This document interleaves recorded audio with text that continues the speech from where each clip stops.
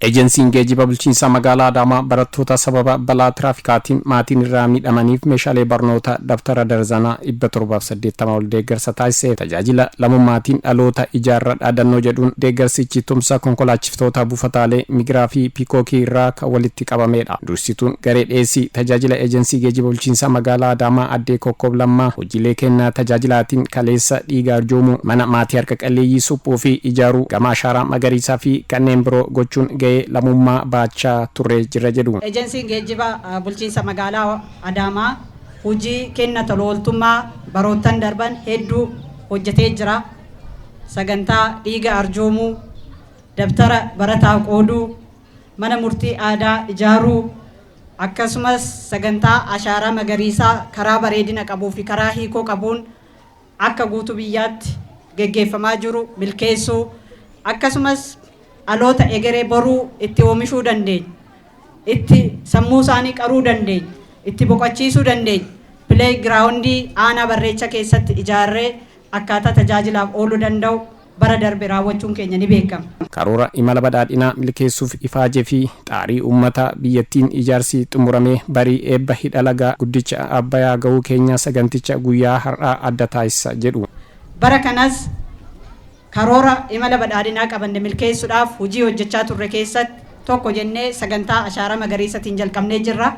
Ittaansuudhaan karoora imala biyya keenyaa mirkaneessuuf akkasumas biyya keenya biyyoota galii giddugaleessa cinaa hiriirsuuf jedhees biyyoota galii akka addunyaatti galmeessuuf hojjechaa jirru keessatti ejensiin geejjiba Oromiyaa kallattii nuu kennee fi akka guutuu biyyaatti hidha laga Abbayyaa hidhaa turre gumaacha keenya, maallaqa keenya, humna keenya, beekumsa keenya, tokkummaa keenya agarsiisaa turre. Dhaloota egeree biyyattii ijaaruu fi utubuuf jecha deeggarsa meeshaalee barnootaa kanneen balaa tiraafikaan miidhamanii fi hojjettoota ejensichaa dabalatee daftara darzana 780 qarshii 600 fi 24 tilmaamamu kennuu dandeenyee jirra kan jedhan addee Kokkoob aadaa fi safuu kaleessatti deebi'uun buufataalee tumsa godhaniif galata qabna jedhan.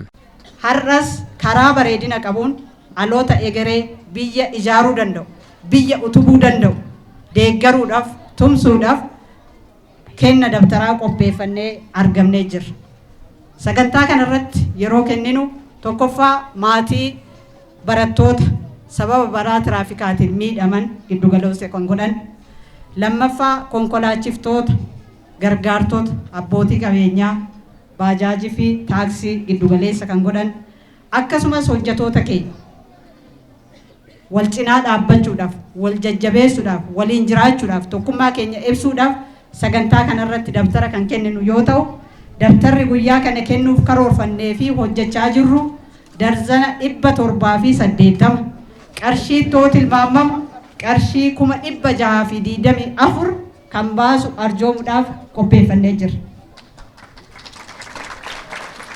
Deeggarsi kunis akkuma beekamu kan qaama biraa odoo hin taane hawaasni waliif waltumsuu aadaa keenya, safuu keenya, duudhaa keenya waan ta'eef konkolaachiftoonni buufata Migiraa fi konkolaachiftoota buufata Piikook walitti kiisa isaaniitii buusanii kan bitanii fi kan dhugumaachan waan ta'eef maqaa kootii fi maqaa ejensii geejjiba bulchiinsa magaalaa Adaamaatiif guddaa akka naa galateeffattan asumaan isinii dabarsa.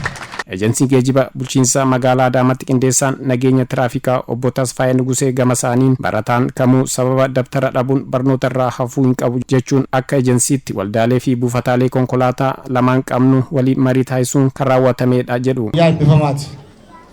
Guyyaan har'aa guyyaa eebbifamaati yoo jennu maatiin kamiinuu barataan kamuu daftara dhabee yookiin waan ittiin baratu dhabee mana barumsaa hafuu akka hin dandeenye ejensiin geejjibaa bulchiinsa magaalaa Adaamaa kana baruudhaan ilma kamiyyuu namni kamiyyuu barumsaan ala ta'uu hin qabu jechuudhaan waldaa abbootii qabeenyaa konkolaachiftoota mari'achiisuudhaan buufataalee qabnu mari'achiisuudhaan daftarri kun akka bitamu ta'eera. Kanaafuu namni barate namaa fi biyya ijaara waan ta'eef barattoonni deeggarsa argattanis barnoota keessaniin cimtanii barachuu qabdu jechuun ergaa dhaaman. Namni barate biyya ijaara, namni barate mana ijaara barachuun dirqama. maatii fi barattoonni deeggarsi taasifameef qaama deeggarsaa taasiseef galateeffachuun deeggarsichi barnoota keenya irratti akka cimnu nu taasisee jira jechuun yaada kennan. Baa ulfaataa tokko nurraa bu'ee eechumaanan dhaqaa jedhee tan kana hundoo kun rabbiin naa kenne ilmoo tiyyaati akaakayyuun guddisaa jira taan jabeesse rabbiin galannaa gahu ayyaana waggaa isinillee warra nu wajjin xaaraa jiru warra laffa'aa jiru kana humna fayyaa isin haa kennu. Daftaran argadhe. Ani nan gammade. Barumsa koo cimin baradha. Daftara argachuu watti gammachuu guddaa watti natti dhaga'ama. Baradhee bakka iddoo gaarii ga'ee biyya kana bulchuun barbaada. Qaama deeggarsa kana na godhe. Galatoomaa jechuun barbaada.